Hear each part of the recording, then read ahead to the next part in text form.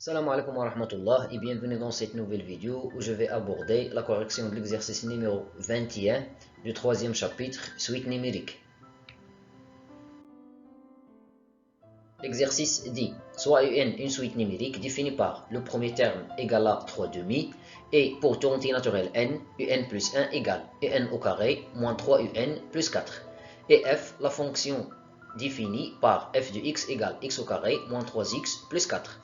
La première question, étudier le sens de variation de la fonction f sur l'intervalle 3 demi 2. La deuxième question, on déduire que l'image de l'intervalle 3 demi 2 par la fonction f, il est inclus dans l'intervalle fermé 3 demi 2.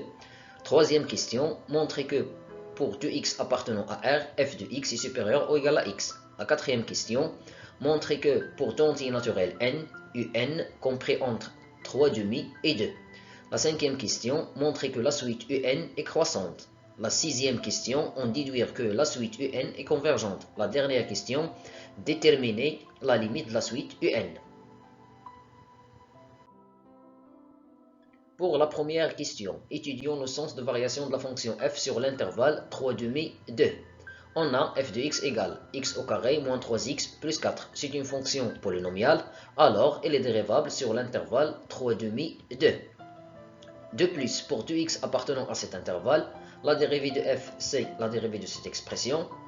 On sait que la dérivée de x carré, c'est 2x, et la dérivée de moins 3x, ça fait moins 3, et la dérivée de 4 égale à 0. On travaille sur l'intervalle 3 demi 2. Cela signifie que x, il est entre 3 demi et 2. Après, je vais multiplier par le nombre 2. J'obtiens 2 fois 3 demi inférieur ou égal à 2 fois x inférieur ou égal à 2 fois 2. Ce qui implique que 2x se trouve entre 3 et 4. Cela implique que 2x moins 3 comprise entre 3 moins 3 et 4 moins 3. f' de x c'est 2x moins 3, 0 c'est 3 moins 3 et 1 c'est 4 moins 3. D'où pour 2x appartenant à l'intervalle 3 demi 2, f' de x est supérieur ou égal à 0. Par conséquent, la fonction f est strictement croissante sur l'intervalle 3 demi 2. f' de x s'annule seulement en 3 demi. Donc, on peut dire que la fonction f est strictement croissante. La deuxième question, déduisons que l'image de l'intervalle 3 demi 2 par la fonction f est inclue dans l'intervalle 3 demi 2. D'après ce qui précède, la fonction f est strictement croissante sur l'intervalle 3 demi 2. Cela signifie que l'image de cet intervalle par la fonction f égale l'intervalle, l'image de 3 demi, l'image de 2. Calculons l'image de 3 demi et l'image de 2 par la fonction f. On a f de x, c'est x au carré moins 3x plus 4. Donc f de 3 demi égale 3 demi tout au carré, moins 3 fois 3 demi plus 4. 3 demi tout au carré, ça fait 9 sur 4. Moins 3 fois 3 demi, ça fait moins 9 sur 2. Et après, plus 4. On va mettre au même dénominateur. Le même dénominateur, c'est le nombre 4. Ici, on va multiplier et diviser par le nombre 2. Moins 9 fois 2, ça fait moins 18.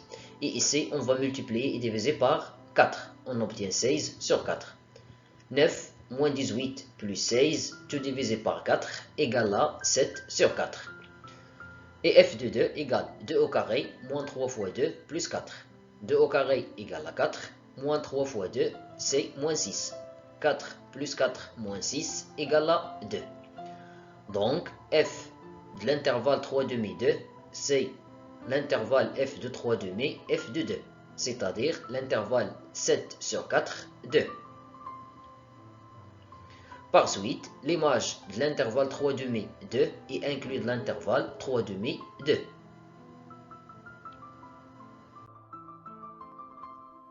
La troisième question, montrant que quel que soit x appartenant à R, f de x est supérieur ou égal à x. Soit x un nombre réel, on a f de x moins x égale x au carré moins 3x plus 4 moins x. On va déterminer le signe de cette différence. f de x moins x égale x au carré moins 4x plus 4. C'est-à-dire x au carré, 4 c'est 2 fois 2. Alors moins 2 fois 2 fois x. Et 4 c'est 2 au carré. Donc cette expression c'est l'identité remarquable numéro 2. X moins 2 tout au carré. Puisque quel que soit x appartenant à R, x moins 2t au carré est supérieur ou égal à 0, cela signifie que pour 2x appartenant à R, f de x moins x est supérieur ou égal à 0.